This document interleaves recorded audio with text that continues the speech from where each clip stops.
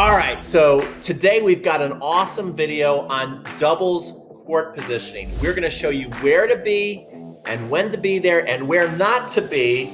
So if you feel like a fish out of water on the doubles court, let's get started. Let's show you the basic positions that you want to be in and the positions you don't want to be in. So the next time you go out there and you play a doubles match, you feel like you know where you're going. You know that you're in the right spot at the right time. And really, that's half the battle of doubles matches. If you're in the right spot at the right time, the game gets so much easier. You get so many more easy opportunities to win points for you and your partner.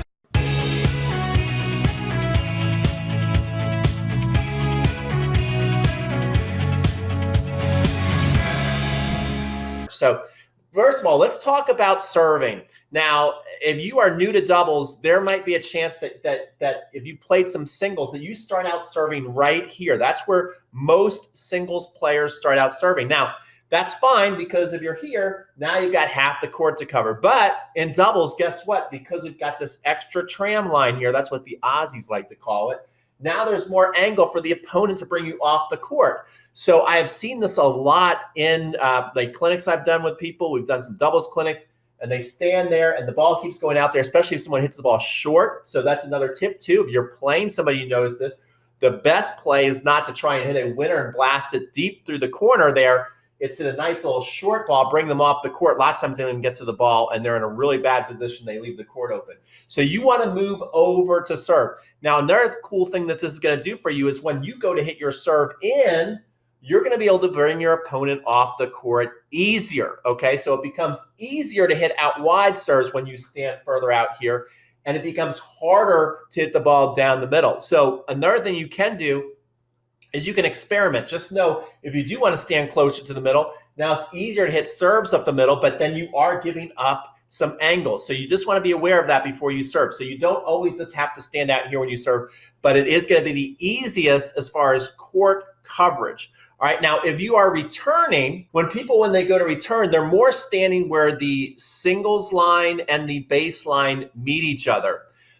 Instead, what you want to be doing is you want to get a foot or so into the doubles alley, and then also maybe shift your shoulders towards your opponent so that you are blocking off the angle, because since the server is out here, they have more angles. They can bring you off the court easier, and you don't have to worry as much about down the middle aces unless you start to see them shift over to the middle. Then that might be a good tip that they're about to try a down the middle up the tee serve.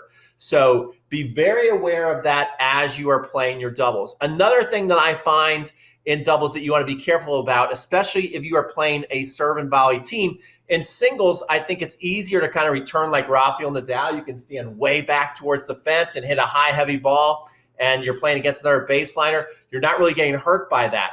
But by hitting high balls in doubles on a return, if you're playing a good poaching team, especially if you're staying further back, the further back you stand, the more time you're giving to the net person to poach. So you want to make sure that you're more staying on the baseline or inside the baseline. That way you can return it faster. Now you're keeping the ball lower. It's harder for your opponent to poach. And so that's another important thing as you're returning serve.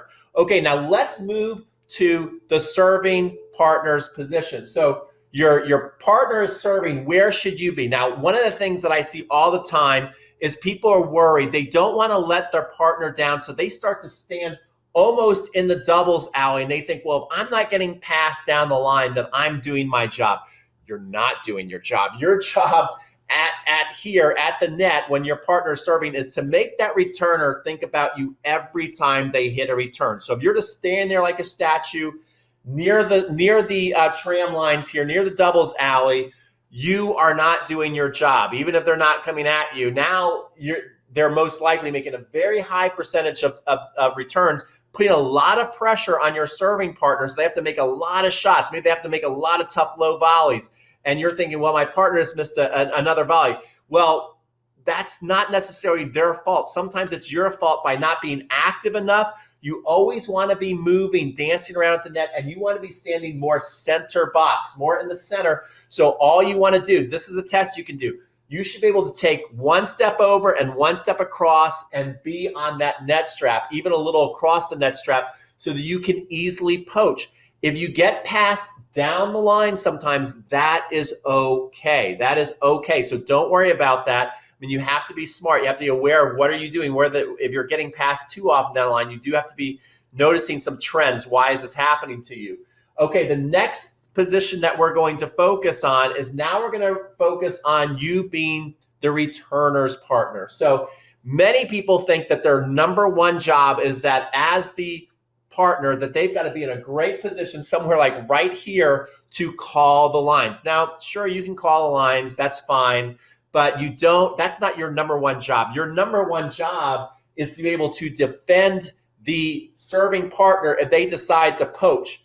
And so the number one place that they can put balls away is through the middle. You want to take this shot away. So if you're standing here, you're leaving that number one put away position through the middle of the court. You're leaving that wide open, and that is killing your team. What you want to do is you want to close up the gap. So you want to be somewhere here. Now on the first serve, especially if they have a good first serve, you could be standing there, all right? But when the second serve comes, especially if your partner has a very good return, a nice cross-court return, don't stand here because now the chances go way up that your partner is going to avoid the net person. That's the number one reason why the serving partner gets to stand up close, because they get a free pass. The server gets to serve the ball in, and you can't steal the ball. But when your partner's returning, guess what? This person can steal the ball. And that's why you play a little further back, because the chances increase when a big serve comes in that they're going to have more chance to steal the ball. And so you want to at least be able to defend. Now, as the second serve comes, now it starts to tilt more in your favor, especially if you're playing a team that has weak second serves. The weaker the serve, the better your partner's return. You can cheat up here and almost get into the serving partner position and look to really take balls off the middle. So that's another big thing that you want to be thinking about when you are playing your doubles match. Another thing that I do not have a problem with, let's say you're not great at the net and you and your partner are ballers from the baseline and you're playing a team that is very good at the net. They poach a lot. They've been picking on you and putting a lot of balls away.